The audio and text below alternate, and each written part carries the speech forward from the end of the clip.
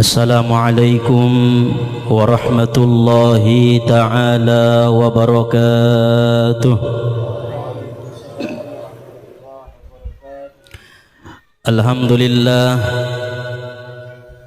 Alhamdulillahilladzi amarna bis-salati waz-zikri wal-istiqamati fi kulli hal. Ashhadu an la ilaha illallah wahdahu la syarika lah al-malikul hannan wa ashhadu anna sayyidana Muhammadan abduhu wa rasuluhu sayyidul anam. Allahumma salli wa sallim wa barik ala Muhammadin sallallahu alaihi wasallam wa ala alihi wa ashabihi wa dhurriyyatihi wa azwajihi wa ahli baitihi ila yaumit tamam, amma ba'du. Rabbi shrah li sadri wa yassir li amri wahlul 'uqdatam min lisani yafqahu qawli. Rabbi yassir wa la tu'assir, Rabbi tammim lana bil khair. Subhanaka la ilma lana illa ma 'allamtana innaka antal alimul hakim. Hasbunallahu wa ni'mal wakil, la haula wa la quwwata illa billahil aliyyil azim. Bismillahil fattah, bismillahil fattahil alim, bismillahis sami'il alim, bismillahi khairir razikin, bismillahirrahmanirrahim. Amin Allahumma amin. Alhamdulillah, puji serta syukur marilah sama-sama kita panjatkan kehadirat Allah Subhanahu wa ta'ala yang senantiasa melimpahkan anugerah, nikmat, hidayah, karunia-Nya kepada kita bersama, sehingga pada hari ini kita dapat berkumpul, bertatap muka, bersilaturahim, menuntut ilmu lillahi ta'ala. Kemudian salawat serta salam marilah sama-sama kita kirimkan kepada junjungan kita, yaitu Nabi besar Muhammad sallallahu alaihi wasallam, karena syafaatnya lah yang kita harap-harapkan, pertolongannya lah yang kita nanti-nantikan pada hari yauma la yanfa'u malun wala banun illa man atallaha biqalbin salim. Hari tidak berguna harta, anak, pangkat dan jabatan, melainkan hati yang bersih menghadap Allah Subhanahu wa ta'ala. Oleh sebab itu marilah sama-sama kita bacakan salawat dengan ucapan Allahumma salli wa sallim wa barik ala sayyidina Muhammad wa ala ali sayyidina Muhammad. Adapun yang sama-sama kita muliakan yaitu para asatiz, para tuan-tuan guru kita yang hadir di tengah-tengah kita bersama. Wabil khusus kepada orang tua kita, para sesepuh hatobangon nadua tolu mandung rap hadir ima di tempat yang insya Allah penuh dengan keberkahanan. Kemudian wabil khusus juga yang sama-sama kita muliakan yaitu sahibul bait beserta dengan keluarga, mengundang kita, menjamu kita dengan sebaik-baiknya, memberikan tempat sarana untuk menuntut ilmu. Mudah-mudahan menjadi asbab Allah turunkan keberkahan di dalam rumah ini. Dan mudah-mudahan kita semua yang hadir umumnya mendapatkan barokah, anugerah, rahmat, nikmat daripada Allah Subhanahu wa ta'ala. Amin ya Allah ya Rabbal alamin.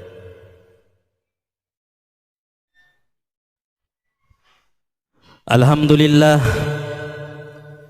Pada hari ini insya Allah kita mengawali dengan niat yang baik karena Allah, di mana pada hari ini hari pertama kita mengadakan thalabul ilmi. Mudah-mudahan sebagaimana yang disampaikan oleh Nabi, innamal a'malu binniyat, segala amal ibadah itu adalah tergantung bagaimana niat kita. Wa innama likulli imri'in ma nawa, dan hanya saja bagi setiap perkara itu apa-apa yang meniatkan ia. Apabila kita hadir dengan niat karena Allah, maka yang kita peroleh yaitu balasan daripada Allah Subhanahu wa ta'ala. Apabila kita hadir dengan niat selain daripada Allah, maka itulah yang akan kita peroleh sesuai dengan apa yang kita niatkan. Maka marilah kita berniat semata-mata mengharap ridha daripada Allah Subhanahu wa ta'ala. Karena bila kita berniat mengharap ridha karena Allah, kita akan mendapatkan pahala silaturrahim, kita mendapatkan pahala menuntut ilmu, kita mendapatkan pahala daripada Allah yang tak terhingga balasannya, karena niatnya itu liridho illah, semata-mata mengharap ridho daripada Allah. Maka wajar saja Rasulullah pernah mengatakan, kadang-kadang ada sesuatu perkara yang terlihat perkara dunia namun mendapatkan nilai yang istimewa di sisi Allah. Kadang-kadang ada juga yang seolah-olah perkara itu terlihat perkara akhirat, tetapi tidak mendapatkan apapun daripada Allah Subhanahu wa ta'ala, dikarenakan tidak bagus niat di dalam melaksanakan suatu perkara itu. Jadi sesuatu yang berbaur dengan dunia, umpama mencari nafkah, kita niatkan karena Allah, maka kita mendapatkan pahala yang besar daripada Allah. Tetapi sebaliknya, seperti menuntut ilmu, terlihat seolah-olah itu adalah urusan akhirat, tetapi jika kita berniat bukan karena Allah menuntut ilmu, maka tidak ada yang kita peroleh kecuali hanya keburukan, dan tidak ada mendapatkan kebaikan sedikit pun daripada Allah Subhanahu wa ta'ala. Jadi itapature niata masing-masing, niat karena Allah, niat mengharap ridha daripada Allah. Hadirin wal hadirat, Bapak Ibu yang dimuliakan oleh Allah Subhanahu wa ta'ala, Rasulullah sallallahu alaihi wasallam pernah bersabda, salasatun la yaqbalullahu minhum salatuhum, salasatun la yaqbalullahu minhum salatahum. Ada 3 perkara orang yang tidak Allah terima solatnya. Mereka hanya sebatas menggugurkan kewajiban solat, tetapi tidak ada nilai daripada ibadah solatnya. Jadi ada 3 perkara, kata Nabi, yang sama sekali tidak Allah terima solatnya.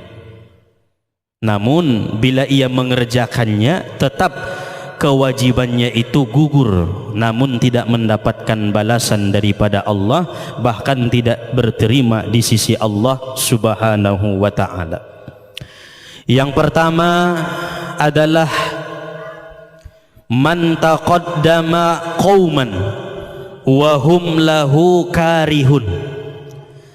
Seseorang yang tidak diterima solatnya adalah orang yang mengimami solat, padahal kebanyakan makmum tidak suka ia menjadi imam. Maka solat si imam itu hanya sebatas menggugurkan kewajiban, tidak berterima di sisi Allah dan tidak mendapatkan balasan apapun daripada Allah Subhanahu wa taala. Karena dong lintong sada-sada alaki giut ia saja imam. Allah imu sujitan anggo ngaroya inda pibain sumbayang. Anggo inda pi sampai tu masujiti inda pedong nabarani sumbayang. Mengimami padahal yang menjadi imam ini kebanyakan makmum tidak suka ia menjadi imam. Nah, maka hati-hati kita kalau menjadi imam di saat-saat mengimami sholat. Jadi yang kona malu-malu do harus mengetahui situasi kondisi. Tidak terlalu cepat, tidak terlalu lambat. Nah, syarat utama menjadi seorang imam di waktu sholat. Maka utamakanlah ketika kita menjadi imam sholat kesukaan makmum terhadap kita. Umpama kita mengimami sholat, makmum ada 10 orang. Di antara yang 10 orang itu 7 orang tidak suka, 3 orang suka, maka solat kita tidak berterima di hadapan Allah Subhanahu wa taala. Aso bahatan nasopor roana iba imam, ampado bahatan najob roana iba imam. Ya. Makanya di waktu zaman Rasulullah sallallahu alaihi wasallam ada seorang sahabat yang ditegur oleh Nabi, apabila engkau mengimami solat maka ringankanlah solatmu. Karena banyak yang menjadi makmummu itu ada yang anak-anak, ada yang sudah tua, ada yang masih sibuk dengan urusan dunianya, maka ringankan sholatnya agar supaya suka makmum ini kita menjadi imam saat sholat. Di akhir zaman ini banyak orang yang berlomba-lomba menjadi imam tetapi tidak tahu bahwa syarat utamanya itu mesti banyak disukai oleh makmum, oleh jamaah, oleh orang-orang yang mengikut kita menjadi imam. Jadi pala mangoban kon sanga ahaiba membaca tahtim, membaca yasin, iba endo suka jamaahon tu iba na mangoban konon supaya berterima yang kita baca itu kepada Allah Subhanahu wa taala. On benna iya ipa tujuh lualak na ipainya malanjang sampai tulujum nda marna mantap bahat na susuka. Nah, yang seperti itu tidak berterima bacaannya, tidak berterima amalannya, tidak berterima zikirnya, apalagi sholatnya tidak akan diterima oleh Allah, hanya saja menggugurkan kewajiban sholat. Itu yang pertama. Kemudian yang kedua, Rasulullah sallallahu alaihi wasallam bersabda, "Wa man ista'bada muharraran." Orang yang tidak diterima Allah salatnya adalah orang yang memperbudak seseorang yang sudah dimerdekakan. Nah, ini adanya di zaman Rasulullah sallallahu alaihi wasallam. Anggo zaman sanari ngadong budak be. Najolo do nayah adong budak di zaman Nabi masih banyak budak itu sangat hina. Maka mereka yang sudah dimerdekakan diperbudak kembali, itu solatnya tidak akan berterima di hadapan Allah Subhanahu wa taala, yaitu memperbudak seseorang yang sudah dimerdekakan. Rasulullah pernah berkata, siapa yang memerdekakan satu budak, satu hamba, maka pahalanya, balasannya adalah Allah Ta'ala memberikan hijab antara dia dengan api nerakanya Allah Subhanahu wa taala. Jadi ima kurang na pahalo na memerdekaun budakon. Sada sajo imerdekaun budak na jolo di zaman Nabi, fadilahna adalah terhindar daripada siksa api neraka, apalagi 2, 3, 4, 5. Maka sahabat Abu Bakar As-Siddiq memerdekakan budak. Nah, sahabat-sahabat yang lain memerdekakan budak. Maka mereka terdinding dari api nerakanya Allah karena mereka memerdekakan budak di zaman Nabi kita Muhammad sallallahu alaihi wasallam. Maka yang paling banyak memerdekakan budak sahabat Nabi adalah Abdurrahman bin Auf beliau memerdekakan 38.000 budak pada zaman Rasulullah sallallahu alaihi wasallam. Nda 38 kalak dabo, 38.000 budak dengan harga yang sangat mahal dimerdekakan oleh Abdurrahman bin Auf, karena Abdurrahman bin Auf ini orang yang paling kaya sahabat Nabi. Yo paling kayu dah wih. Nabahat may lalahu ma epeng mu bahatan du piping niya Abdurrahman bin Auf. Nabahat may talala harton tasanari bahatan du pe hartoni Abdurrahman bin Auf. Tetapi hartanya itu dipergunakan di jalan yang diridhoi oleh Allah, seperti memerdekakan budak, membantu orang yang kesusahan, memberi makan orang yang kelaparan. Maka Allah Ta'ala memberikan tempat kepada Abdurrahman bin Auf, yaitu surganya Allah. Ilehen sarugotu Abdurrahman bin Auf. Ima balasanna daripada Allah Ta'ala. Kemudian yang ketiga, Rasulullah sallallahu alaihi wasallam bersabda, salat yang tidak diterima oleh Allah adalah wa rajulun atas salata dibara, seseorang yang salat di akhir waktu. Nah, onde ngamar tarimuon. Alakalakna sumbayang kalai di akhir atau di ujung waktu daripada salat. Tidak berterima solatnya, tidak mendapatkan pahala solatnya, tidak diberi Allah balasan solatnya. Orang-orang yang mereka itu atas solata dibara, mereka solatnya selalu di akhir waktu. Asar tongaunum maya sumbayang, zuhur jam 3 maya sumbayang, nah Isya jam 4 maya sumbayang, subuh jam 6 maya sumbayang. Orang-orang yang seperti ini memang kewajibannya sudah dilakukan, tetapi tidak berterima solatnya itu di hadapan Allah Subhanahu wa Ta'ala karena mengakhir-akhirkan atau melambat-lambatkan waktu solat. Jadi paling dapet kita di awal, usahakanlah di pertengahan waktu paling lambat, ulang sampai di ujung naidoma so dapet kita. Memang lopeh di sumbayang ni bay, tapi indah dong pahalo nabe, indah martarimo di hadapan ni Allah Subhanahu wa Ta'ala. Hadirin wal hadirat, Bapak Ibu yang dimuliakan oleh Allah Subhanahu wa Ta'ala. Adapun di dalam hadis yang lain Rasulullah mengatakan, salasatun la turfa'u salatuhum fawqa ru'usihim sibran. Ada 3 perkara solat yang tidak diangkat oleh Allah di atas kepala mereka sejengkal pun dari atas kepala mereka. Sarupodo tujuanna tai berbeda bahasa ni hadis nai. Anggonangkin sama sekali tidak diterima. Palaon tidak diangkat Allah sejengkal pun di atas kepalanya.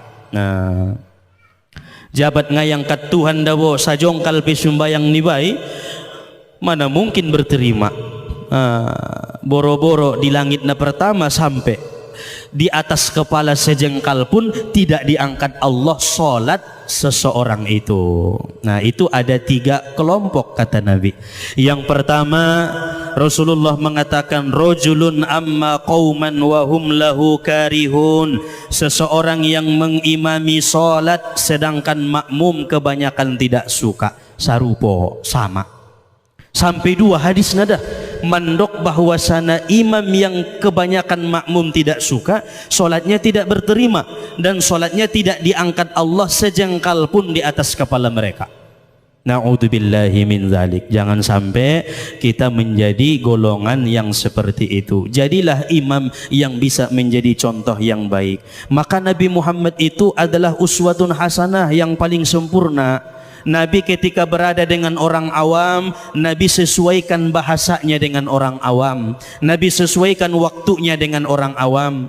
Nabi berdoa di tengah-tengah orang yang awam, Allahumma rzuqna rizqan wasi'an halalan thayyiba. Ya Allah, anugerahkan kami rizki yang banyak, yang halal, yang luas. Nabi minta rizki karena Nabi sedang berada di tengah-tengah orang awam, orang yang sedikit pemahaman agamanya. Tetapi ketika Nabi duduk bersama dengan orang yang sudah sering mengaji dengan Nabi, yang sudah berguru dengan Nabi, Nabi berdoa di tengah-tengah mereka, Allahumma ahyina miskinan wa amitna miskinan wahsurna fi zumratil masakin. Ya Allah, hidupkan kami semua dalam keadaan miskin, wafatkan kami semua dalam keadaan miskin, dan kumpulkan kami bersama dengan orang miskin. Berarti Nabi tahu situasi, kondisi di mana Nabi berdoa minta rezeki, di mana Nabi minta dimiskinkan oleh Allah Subhanahu wa taala. Karena bersama dengan orang-orang yang sudah banyak mengkaji ilmu dengan Nabi, mereka sudah tidak mencintai dunia, mereka sudah pasrah, mereka sudah tawakal, yakin bahwa rezeki itu sudah dijamin oleh Allah taala. Mang yakin malentong imasi iduahkon Nabi pangulu mami dalam keadaan miskin. Oh sugari barani mo humanduahkon nai. Ngolo, ya Allah ya Tuhanku, pangulu mau sampai mati miskin. Tardokon ko yakinawi. Karena masih di tahap-tahap awam, belum sampai tingkat keimanan yakin rezeki itu adalah jaminan daripada Allah. Palangala aku tungkin nai Ustadz jaga libya mai kan? Allah, mama iduahkon ko miskin. Itulah Nabi sangat sempurna menjadi pimpinan, menjadi uswatun hasanah. Ketika Nabi duduk bersama dengan orang yang di atas itu makomnya, Nabi berdoa, Allahumma inna nas'aluka minal khairi kullihi ajilihi wa ajilihi ma'alimna minhu wa malam na'lam. Ya Allah ya Tuhan kami, apa yang Engkau berikan itulah yang terbaik. Jadi tidak ada lagi permintaan, tidak meminta rizki, tidak meminta miskin, tapi sudah ridho, miskin kaya, senang sedih, sakit sehat, sudah ridho dengan ketentuan daripada Allah Ta'ala. Tingkat yang paling atas. Maka jadikanlah kita pemimpin atau imam yang mengetahui ilmu, yang sampai semua jamaah atau makmum menyukai kita dengan apa yang kita bawakan kepada mereka. Kemudian yang kedua, wamra'atun batat wa zawjuha 'alaiha sakhitun. On penabahatanun. Salat yang tidak diangkat Allah sejengkal pun di atas kepala mereka adalah perempuan yang tidak mendapat ridho suaminya. Banyak perempuan yang tidak mendapat ridho suaminya. Selama 1 bulan si perempuan itu tidak mendapat ridho suaminya, maka selama 1 bulan itulah solatnya tidak diangkat Allah sejengkal pun di atas kepalanya. Walaupun ia solat tahajud, walaupun ia solat duha, walaupun ia banyak zikirnya, walaupun ia setiap hari baca Al-Quran, namun karena suaminya saat itu tidak ridho dengan perbuatannya, tidak ridho dengan tingkah lakunya, tidak ridho dengan sifatnya, maka perempuan itu tidak diangkat Allah solatnya sejengkal pun di atas kepalanya. Na'udzubillahi min zalik. Disinilah betapa pentingnya si perempuan itu mencari ridho suaminya, berbakti benar-benar taat kepada suaminya. Ontong nabahatan do ada burunia maniop sudena. Allah kunci ni mobil pe na yedo pa betul-betul na ang walak lainnya nga na butuhnya siyang ijay simpan Allah epeng pe na butuan do ada buru Allah nga na butuh alak lai isang ijay simpan epengon. Nah jadi isitel ada burun sudah giut ni isi sudah. Maka banyak perempuan-perempuan yang menjauhkan suaminya dengan orang tua suaminya. Na'udzubillah, dosa besar. Banyak orang-orang yang seperti itu. Mereka memperpecah belah antara anak dengan orang tua. Bahkan roh bahasanya jedo giot denganan koi piliho au sanga umakmu nih yang mesti hidup ya. Kan pilihan naborat mentung ini. Au do sanga ayahmu nih, au do sanga umakmu. Naudzubillah. Nah, si suami bingung, satu pihak istrinya, satu pihak orang tuanya. Maka jadilah perempuan yang tidak seperti itu. Jangan memberikan mereka pilihan antara dirimu dengan orang tuanya, karena dua-duanya sudah menjadi sehidup dengannya. Orang tua adalah baktinya, istri adalah tanggung jawabnya. Jadilah istri yang solihah. Awan manangkin jangan sampai perempuan itu tidak mendapat ridho suaminya. Maka kita yang menjadi suami, jadikanlah diri kita itu menjadi contoh yang baik agar istri tidak durhaka kepada suaminya, agar mereka tidak ada jalan, tidak ada ruang untuk mendurhakai perintah-perintah suaminya. Nomor 2 yaitu perempuan yang tidak mendapat ridho suami. Lalu kemudian yang ketiga, wa akhwani mutasarimani, seseorang yang tidak diangkat Allah salatnya sejengkal pun di atas kepala mereka adalah 2 orang yang saling bermusuhan lebih dari 3 hari. Lo bisian tuluari ngamar si pangkulingan ime sedok tobang-tobang di ita anda bo amuna suami istri na baru-baru marbagas anggo jabat marbada ulang sampai tuluari lolot nadah na marbadai aso karena tidak akan diangkat Allah solatnya sejengkal pun di atas kepala mereka.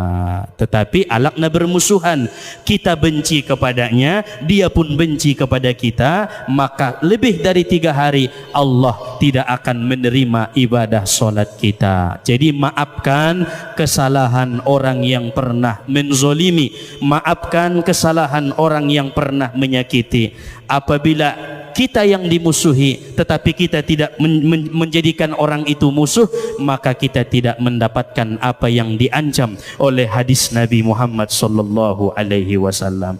Anggonai musuhi dui bantong padir songoni tile tayang gorot dui bama musuhi inda martarimo be sumbayang tai. On mana sangat penting ita wanti-wanti berhati-hati di dalam melaksanakan ibadah kepada Allah Subhanahu wa ta'ala. Jadi kesimpulannya adong tolu solat yang tidak diterima, yaitu adalah imam yang tidak disukai makmum, kemudian orang yang memperbudak seseorang yang sudah dimerdekakan. Nah, lalu kemudian orang yang tidak mendapat ridho suaminya, dan orang yang bermusuhan lebih daripada 3 hari, juga orang yang mengakhir-akhirkan waktu solat atau solat di akhir waktu. Ujung-ujung nai rumah so dapet ya sumbayang nai. Inilah poin, yaitu di awal pembukaan kita pengajian di sore hari ini. Mudah-mudahan Allah merahmati, menurunkan berkahnya kepada kita bersama. Amin ya Allah ya Rabbal Alamin. Yang terakhir disebutkan oleh Nabi sallallahu alaihi wasallam, barang siapa yang membaca zikir 10 kali, maka pahalanya sama dengan memerdekakan 4 orang budak hamba sahaya. Nah, nangkin pahaloni memerdekakan 1 budak surga, apalagi memerdekakan 4 budak. Di zaman sekarang budak sudah tidak ada. Jadi bagaimana caranya memerdekakan budak? Ada zikir daripada Nabi yang pahalanya sama dengan memerdekakan budak, yaitu membaca La ilaha illallah wahdahu la syarikalah lahul mulku wa lahul hamdu yuhyi wa yumitu wa huwa ala kulli syai'in qadir, sebanyak 10 kali. Siapa yang membaca zikir itu 10 kali, maka pahalanya sama dengan orang yang memerdekakan 4 orang budak sekaligus. Masya Allah. Maka itu adalah balasannya, dijauhkan daripada pintu atau azab api nerakanya Allah Subhanahu wa ta'ala. Maka baca habis sumbayangi La ilaha illallah wahdahu la syarikalah lahul mulku wa lahul hamdu yuhyi wa yumitu wa huwa ala kulli syai'in qadir. Ulangi musye sampai sabahat 10 noli. Aon mazikirna ayah ita baca-baca. Barang siapa yang mendawamkan zikir itu 10 kali dalam 1 hari 24 jam, maka ia akan mati dalam keadaan membawa iman kepada Allah Ta'ala. Indah mati sada-sada alaki mati su'ul khotimah indah. Indah mati sada-sada alaki dalam meninggalkan imannya indah, karena ia mendawamkan zikir La ilaha illallah wahdahu la syarikalah. Jadi mati ni bayatong kinai, mati dalam keadaan iman, mati dalam keadaan husnul khotimah. Mungkin ini saja yang dapat disampaikan. Mudah-mudahan ada manfaat, ada berkah daripada apa yang kami sampaikan pada hari ini, menambah keimanan dan ketakwaan kita kepada Allah Subhanahu wa taala. Amin ya Allah.